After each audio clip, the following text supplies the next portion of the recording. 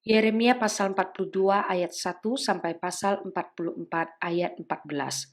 Kemudian datanglah semua perwira tentara di antara Yohanan bin Kareah dan Azaria bin Hosaya beserta seluruh rakyat dari yang kecil sampai kepada yang besar. Dan mereka berkata kepada Nabi Yeremia, "Biarlah kiranya permohonan kami sampai di hadapanmu. Berdoalah untuk kami kepada Tuhan Allahmu untuk seluruh sisa ini. Sebab dari banyak orang hanya sedikit saja kami yang tinggal, seperti yang kau lihat dengan matamu sendiri. Semoga Tuhan Allahmu memberitahukan kepada kami janji yang harus kami tempuh dan apa yang harus kami lakukan." Jawab Nabi Yeremia kepada mereka, "Permohonanmu sudah kudengar. Lihat, aku akan berdoa kepada Tuhan Allahmu seperti yang kamu minta itu. Dan segala firman yang diberi Tuhan sebagai jawab akan kuberitahukan kepadamu. Sepatah kata pun tidak akan kudiamkan kepadamu." Berkatalah mereka kepada Yeremia, "Biarlah Tuhan menjadi saksi yang benar dan yang dapat dipercaya terhadap kami, jika kami tidak berbuat menurut segala firman yang disuruh Tuhan Allahmu kau sampaikan kepada kami, maupun baik ataupun buruk, kami akan mendengarkan suara Tuhan Allah kita, yang kepadanya kami mengutus engkau, supaya keadaan kami baik, oleh karena kami mendengarkan suara Tuhan Allah kita." Sesudah 10 hari datanglah firman Tuhan kepada Yeremia. Lalu Yeremia memanggil Yohanan bin Kareah dan semua perwira tentara yang ada bersama-sama dengan dia, dan seluruh rakyat dari yang kecil sampai kepada yang besar. Berkatalah ia kepada mereka, "Beginilah firman Tuhan Allah Israel yang kepadanya kamu telah mengutus aku untuk menyampaikan permohonanmu ke hadapannya. Jika kamu tinggal tetap di negeri ini, maka aku akan membangun dan tidak akan meruntuhkan kamu, akan membuat kamu tumbuh dan tidak akan mencabut kamu, sebab aku menyesal telah mendatangkan malapetaka kepadamu. Janganlah takut kepada Raja Babel yang kamu takuti itu. Janganlah takut kepadanya. Demikianlah firman Tuhan. Sebab aku menyertai kamu untuk menyelamatkan kamu dan untuk melepaskan kamu dari tangannya. Aku akan membuat kamu mendapat belas kasihan, sehingga ia merasa belas kasihan kepadamu dan membiarkan kamu tinggal di tanahmu. Tetapi jika kamu tidak mau mendengarkan suara Tuhan Allahmu dengan mengatakan, kami tidak mau tinggal di negeri ini, sebab pikirmu, tidak, kami mau pergi ke negeri Mesir, di mana kami tidak akan mengalami pertempuran, tidak akan mendengar bunyi sangkakala, dan tidak akan menderita kelaparan, di sanalah kami akan tinggal. Maka dengarkanlah sekarang firman Allah, hai sisa Yehuda, beginilah firman Tuhan semesta alam Allah Israel. Jika kamu sungguh-sungguh berniat hendak pergi ke Mesir, dan memang kamu pergi dan tinggal sebagai orang asing di sana, maka pedang yang kamu takuti itu akan menimpa kamu di negeri Mesir, dan kelaparan yang kamu gentarkan itu tidak putus-putusnya mengejar-ngejar kamu di Mesir sampai kamu mati di sana. Semua orang yang berniat hendak pergi ke Mesir untuk tinggal sebagai orang asing di sana akan mati karena pedang, kelaparan, dan penyakit sampar. Seorang pun dari mereka tidak ada yang terlepas atau terluput dari malapetaka yang kudatangkan atas mereka. Sungguh, beginilah firman Tuhan semesta alam, Allah Israel. Seperti tercurahnya murkaku dan kehangatan amarahku ke atas penduduk Yerusalem, demikianlah aku tercurah kehangatan amarahku ke atas kamu. Apabila kamu pergi ke Mesir, kamu akan menjadi kutuk, kengerian, kutukan dan aib. Kamu tidak akan melihat tempat ini lagi. Tuhan telah berfirman kepadamu, hai sisa Yehuda, janganlah pergi ke Mesir. Camkanlah sungguh-sungguh bahwa aku memperingatkan kamu pada hari ini. Kamu telah menipu dirimu dan membahayakan nyawamu ketika kamu mengutus aku kepada Tuhan Allahmu dengan berkata, berdoalah untuk kami kepada Tuhan, Allah kita, dan beritahukanlah dengan tepat kepada kami apa yang difirmankan Tuhan Allah kita, supaya kami melakukannya. Tetapi sekalipun aku memberitahukannya kepadamu pada hari ini, kamu tidak mendengarkan suara Tuhan Allahmu, yaitu tidak menuruti segala sesuatu yang disuruhnya, ku sampaikan kepadamu.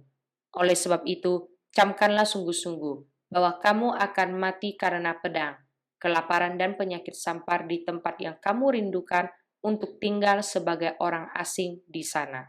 Ketika Yeremia selesai mengatakan kepada seluruh rakyat segala firman Tuhan Allah mereka yang disuruh Tuhan Allah mereka disampaikannya kepada mereka, yaitu segala firman yang tersebut di atas, maka berkatalah Azaria bin Hosaya dan Yohanan bin Karea serta semua orang congkak itu kepada Yeremia, "Engkau berkata bohong.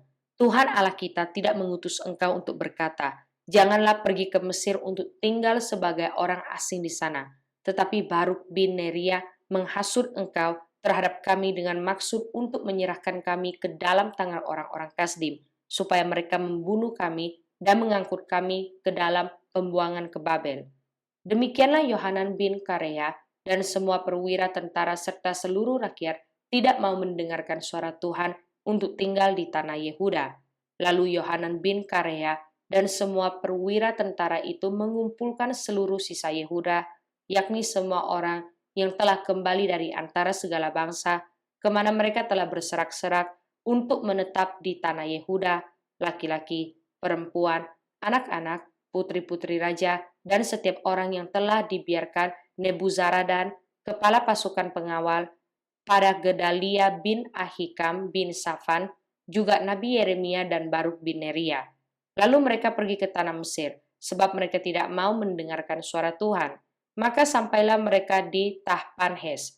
Kemudian datanglah firman Tuhan kepada Yeremia di Tahpanhes, bunyinya, "Ambillah di tanganmu batu-batu besar dan sembunyikanlah itu di tanah liat dekat pintu masuk istana Firaun di Tahpanhes, di hadapan mata orang-orang Yehuda itu. Lalu katakanlah kepada mereka, 'Beginilah firman Tuhan semesta alam, Allah Israel.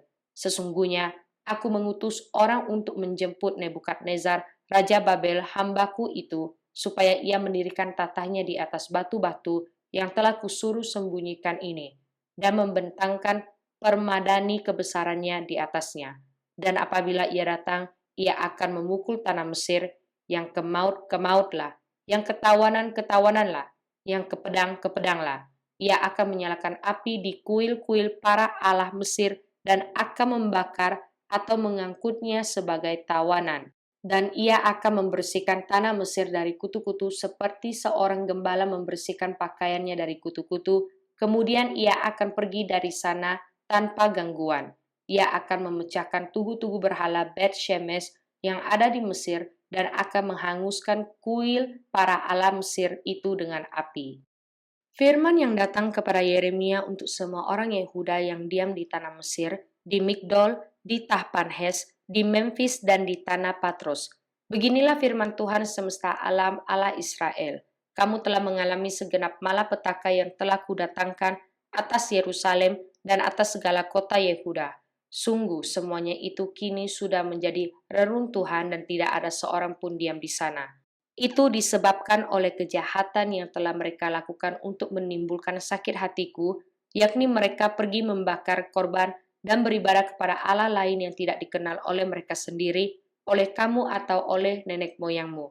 Terus-menerus aku telah mengutus kepadamu semua hambaku, para nabi, dengan mengatakan, 'Janganlah hendaknya kamu melakukan kejijikan yang aku benci ini.' Tetapi mereka tidak mau mendengarkan dan tidak mau memperhatikan, supaya berbalik dari kejahatan mereka dan tidak membakar korban lagi kepada Allah lain.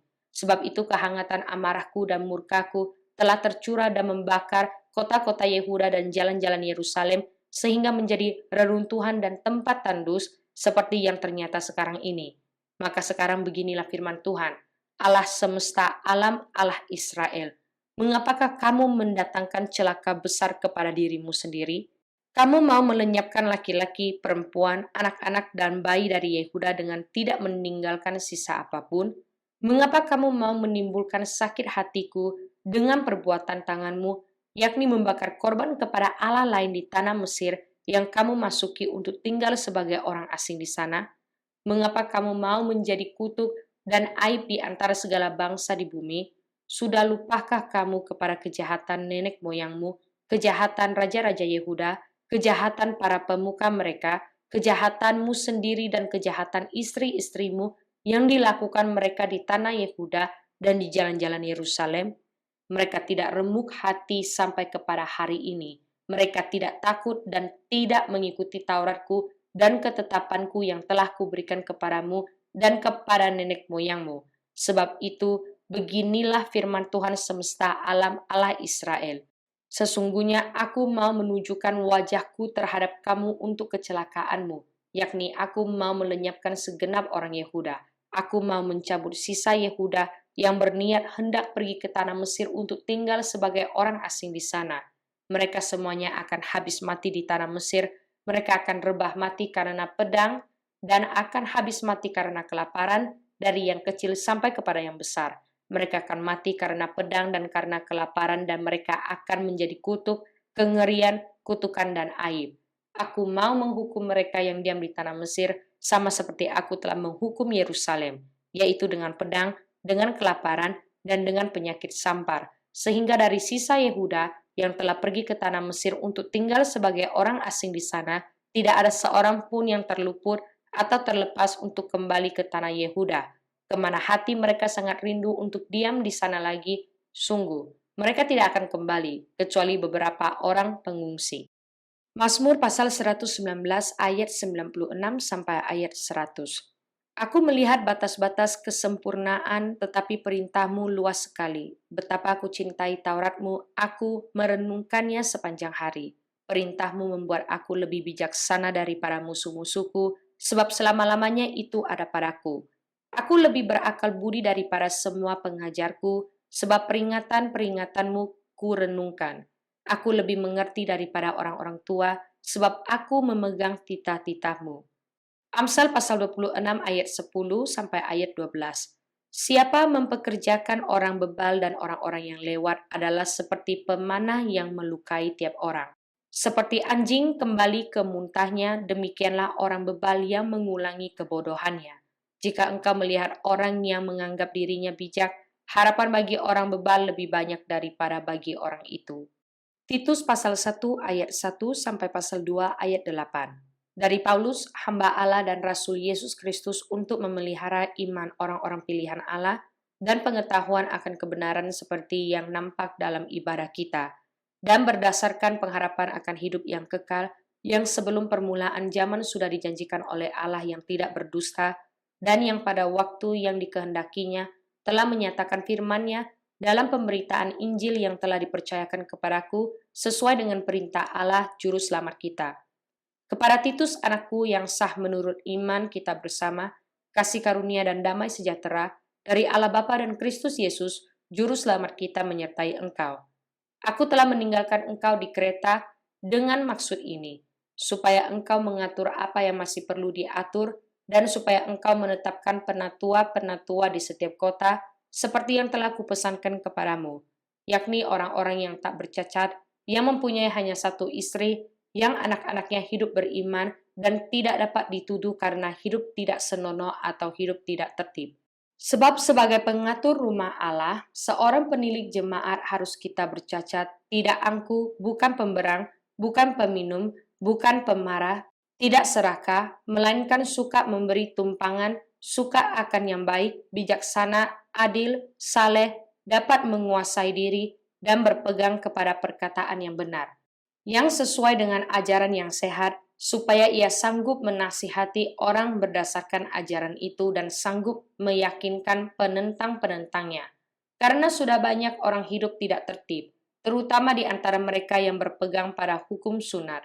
Dengan omongan yang sia-sia mereka menyesatkan pikiran.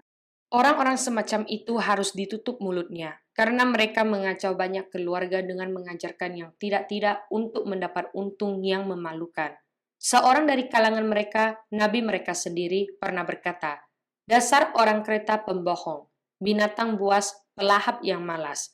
Kesaksian itu benar, karena itu tegurlah mereka dengan tegas supaya mereka menjadi sehat dalam iman dan tidak lagi mengindahkan dongeng-dongeng Yahudi dan hukum-hukum manusia yang berpaling dari kebenaran. Bagi orang suci semuanya suci, tetapi bagi orang najis dan bagi orang tidak beriman, suatu pun tidak ada yang suci. Karena baik akal maupun suara hati mereka najis. Mereka mengaku mengenal Allah, tetapi dengan perbuatan mereka, mereka menyangkal Dia. Mereka keji dan durhaka dan tidak sanggup berbuat sesuatu yang baik. Tetapi engkau, beritakanlah apa yang sesuai dengan ajaran yang sehat.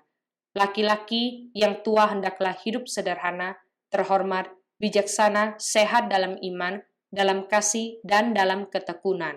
Demikian juga perempuan-perempuan yang tua. Hendaklah mereka hidup sebagai orang-orang beribadah, jangan memfitnah, jangan menjadi hamba anggur, tetapi cakap mengajarkan hal-hal yang baik, dan dengan demikian mendidik perempuan-perempuan muda mengasihi suami dan anak-anaknya, hidup bijaksana dan suci, rajin mengatur rumah tangganya, baik hati, dan taat kepada suaminya, agar firman Allah jangan dihujat orang. Demikian juga orang-orang muda, nasihatilah mereka supaya mereka menguasai diri dalam segala hal, dan jadikanlah dirimu sendiri suatu teladan dalam berbuat baik. Hendaklah engkau jujur dan bersungguh-sungguh dalam pengajaranmu, sehat dan tidak bercela dalam pemberitaanmu, sehingga lawan menjadi malu, karena tidak ada hal-hal buruk yang dapat mereka sebarkan tentang kita.